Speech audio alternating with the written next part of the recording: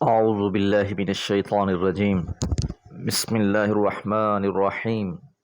والصافات صفا فالزاجرات زجرا فالتاليات ذكرا إن إلهكم لواحد رب السماوات والأرض وما بينهما ورب المشارق۔ سورہ صافات کی پہلی 5 آیات۔ ترتیب قرآن کے لحاظ سے یہ 37ویں سورہ ہے۔ 5 رکوع 182 آیات پر مشتمل ہے۔ موضوعات کے لحاظ سے سورہ یاسین سے موافقت رکھتی ہے۔ توحید، قیامت اور رسالت کے اصولی مباحث پر بحث کی گئی ہے۔ اس میں ایک خاص پہلو یہ بھی ہے کہ الوہیت ملائکہ کا تصور کو باطل قرار دیا گیا ہے، کیونکہ پچھلی سورہ مبارکہ میں بھی ہم نے یہ بات جانی کہ مشرکین مکہ فرشتوں کو اللہ کی بیٹیاں مانتے، ان کی پوجا کرتے اور انہیں اپنے لیے بخشش کا ذریعہ سمجھتے، اور یہ عبادت اس لیے کی جاتی کہ یہ ہماری شفاعت کریں گی۔ والصافات صفا، قسم ہے صف باندھنے والے فرشتوں کی جو صف باندھے ہوئے ہیں۔ صف باندھی ہر وقت اللہ کی بارگاہ میں حاضر رہتے ہیں۔ قسم تعظیم تفخیم کے لیے بھی ہوتی ہے، تاکید اور شہادت کے لیے بھی ہوتی ہے۔ فرشتوں کی صف بندی کا تذکرہ قرآن مجید میں مختلف جگہ پر آیا ہے۔ اسی سورہ کی اگلی آیات میں وَمَا مِنَّا إِلَّا لَهُ مَقَامٌ مَعْلُومٌ وَإِنَّا لَنَحْنُ الصَّافُّونَ وَإِنَّا لَنَحْنُ الْمُسَبِّحُونَ کہ فرشتے کہتے ہیں اور ہم میں سے ہر ایک کے لیے ایک معین مقام ہے، اور ہم تو صف بستہ رہنے والے ہیں اور ہم تسبیح کرتے رہنے والے ہیں۔ سورہ زمر میں فرمایا وَتَرَى الْمَلَائِكَةَ حَافِّينَ مِنْ حَوْلِ الْعَرْشِ يُسَبِّحُونَ بِحَمْدِ رَبِّهِمْ، تم دیکھو گے فرشتوں کو عرش کو انہوں نے گھیر رکھا ہے اور اپنے رب کی تسبیح کرتے رہتے ہیں اس کی حمد کے ساتھ۔ اللہ تعالیٰ نے اپنے فرشتوں کے لیے بھی ایک منظم نظام بنا رکھا ہے اور وہ اس کے پابند ہیں۔ صف بستہ رہتے ہیں، اللہ کی حمد و ثنا بیان کرتے رہتے ہیں، جس کام پر انہیں مامور کر دیا جائے وہ اسے کرتے ہیں۔ لا یعصون من امر اللہ، اللہ کے کسی حکم کی نافرمانی نہیں کرتے۔ اسی طرح مسلمانوں کے لیے قرآن اور احادیث میں 2 قسم کی صفوں کا تذکرہ ملتا ہے۔ ایک میدان جہاد میں کأنہم بنیان مرصوص، گویا کہ وہ سیسا پلائی ہوئی دیوار ہوں، اور دوسرا نمازوں کے اوقات میں مساجد میں صف بندی۔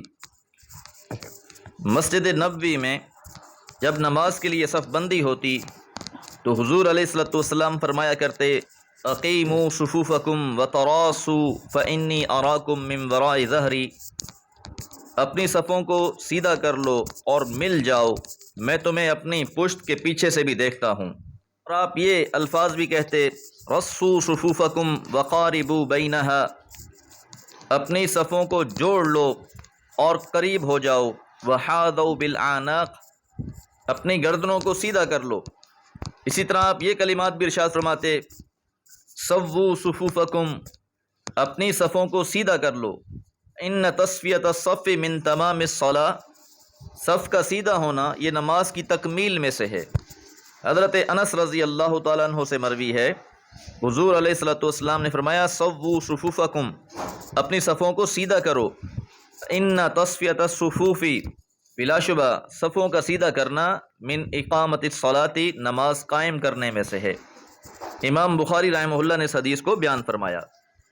تو نماز سے پہلے صف کا خاص اہتمام کیا جاتا، اور جب تک صف درست نہ ہو جاتی نماز شروع نہ کی جاتی۔ پاؤں کے ساتھ پاؤں ملا لیتے، کندھے کے ساتھ کندھا ملا لیتے، صفوں کو سیدھا کرتے۔ اور ایک موقع پر آپ نے فرمایا خیر صفوف الرجال اولھا، مردوں کی سب سے بھلی صف پہلی صف ہے، وشرھا آخرھا، اور بری صف آخری صف ہے، وخیر صفوف النساء آخرھا، اور عورتوں کی بھلی صف آخری صف ہے، وشرھا اولھا، اور بری صف پہلی صف ہے۔ یہ مسجد نبوی میں ترتیب تھی، پہلے مردوں کی صف بندی کی جاتی، پیچھے خواتین کی صف بندی ہوتی، اور مردوں کو یہ حکم ہوتا کہ جب تک خواتین اٹھ کے چلی نہ جائیں، مرد اپنی جگہ سے نہ اٹھیں، خواتین سنتیں گھر جا کر ادا کیا کرتیں۔ تو بہرحال صف بندی کا اہتمام بہت ضروری ہے، اور آج ہماری مساجد میں اس کا اہتمام نہیں کیا جا رہا۔ حدیث مبارکہ میں وعید آئی ہے کہ اگر تمہاری صفیں درست نہیں ہوں گی، صفیں سیدھی نہیں ہوں گی، تو تمہارے دل میں بھی ٹیڑھ پیدا ہو جائے گا۔ صف کا سیدھا ہونا یہ محبت کا ذریعہ ہے، اور صفوں میں دوری، فاصلہ، سیدھا نہ ہونا یہ دلوں میں ٹیڑھ کا سبب بن جاتا ہے۔ تو یہاں قسم کھائی گئی ہے ان فرشتوں کی جو صف باندھے حاضر رہتے ہیں۔ فَالزَّاجِرَاتِ زَجْرًا، زجر کے معنی جھڑکنے، ڈانٹنے اور دھتکارنے کے ہیں۔ یہ فرشتوں کی دوسری صفت بیان کی گئی ہے کہ اگر شیاطین مالا الاعلیٰ کے قریب پہنچنے کی کوشش کرتے ہیں، کسی بات کو اچکنے کی کوشش کرتے ہیں، تو انہیں دھتکار دیا جاتا ہے۔ فرشتوں کی یہ ذمہ داری ہوتی ہے کہ جن شیاطین کو قریب نہ آنے دیں۔ تو جب بھی جن شیاطین اوپر رسائی کی کوشش کرتے ہیں، کچھ باتوں کو سن لیا جائے، تو ملائکہ ان کو بھگا دیتے ہیں، اور شہاب ثاقب ان کا تعاقب کرتا ہے، جس کی وجہ سے وہ غیب کی خبریں سننے سے قاصر رہتے ہیں۔ کچھ لوگ ان جن شیاطین کو علم غیب حاصل کرنے کا ذریعہ سمجھتے ہیں، تو انہیں یہ بات جان لینی چاہیے کہ جنات بھی غیب کی خبروں سے ناآشنا ہیں، انہیں بھی وہاں تک رسائی نہیں دی جاتی۔ فَالتَّالِيَاتِ ذِكْرًا، پس تلاوت کرنے والے ذکر کی۔ یہ فرشتوں کی تیسری صفت بیان کی گئی ہے کہ وہ اللہ کا ذکر کرتے رہتے ہیں، جس طرح سورہ زمر میں فرمایا یسبحون بحمد ربہم، کہ وہ اللہ کی حمد کے ساتھ تسبیحات کرتے رہتے ہیں۔ وَإِنَّا لَنَحْنُ الْمُسَبِّحُونَ، اور بلا شبہ ہم تو اس کی تسبیح بیان کرنے والے ہیں۔ تو فرشتے ہر وقت اللہ کی حمد و ثنا بیان کرتے رہتے ہیں، تسبیحات کرتے رہتے ہیں۔ اب ان تین فرشتوں سے متعلقہ اہم مواقع کی قسم کھانے کے بعد اصل مدعا کیا ہے، یہ قسم کھائی کیوں گئی ہے؟ ان بلا شبہ الہکم، تمہارا معبود، لواحد، البتہ ایک ہی ہے۔ اصل بات سمجھانا مقصود یہ ہے، فرشتے بھی اللہ کی مخلوق ہیں، اللہ کے حکم کے پابند ہیں۔ تو جن لوگوں نے فرشتوں کو اللہ کا شریک سمجھ کر ان کی پرستش کرنا شروع کر دی ہے، انہیں یہ بات سمجھ لینی چاہیے کہ اللہ وحدہ لا شریک ہے۔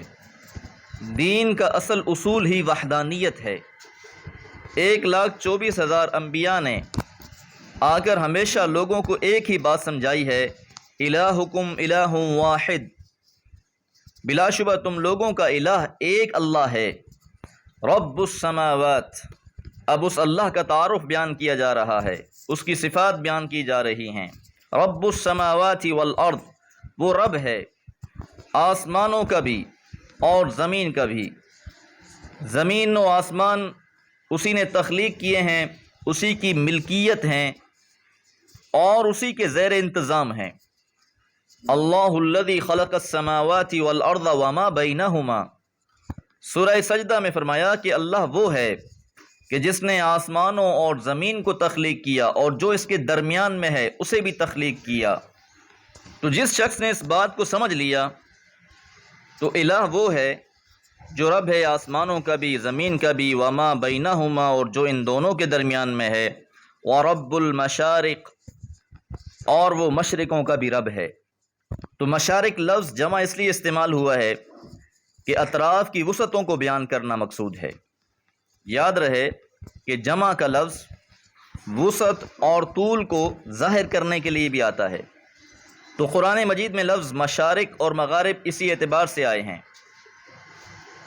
مشرق ایک جانب سے شروع ہو کر دوسری جانب تک انتہائی وسعت رکھتی ہے، تو اس لیے کہیں اس کی دو اطراف کا بھی تذکرہ کیا گیا ہے، رب المشرقین والمغربین، کہ اللہ دو مشرقوں اور دو مغربوں کا رب ہے۔ تو دونوں سمتوں کے دونوں اطراف کو بیان کر کے کل مراد لیا گیا ہے۔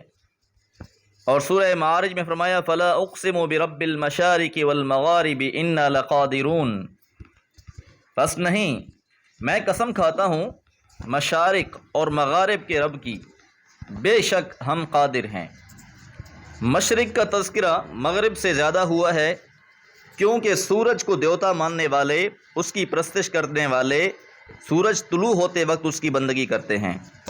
دعا ہے اللہ تعالیٰ ہمیں ہر قسم کے شرک سے محفوظ رکھے۔ وما علیہ الا البلاغ۔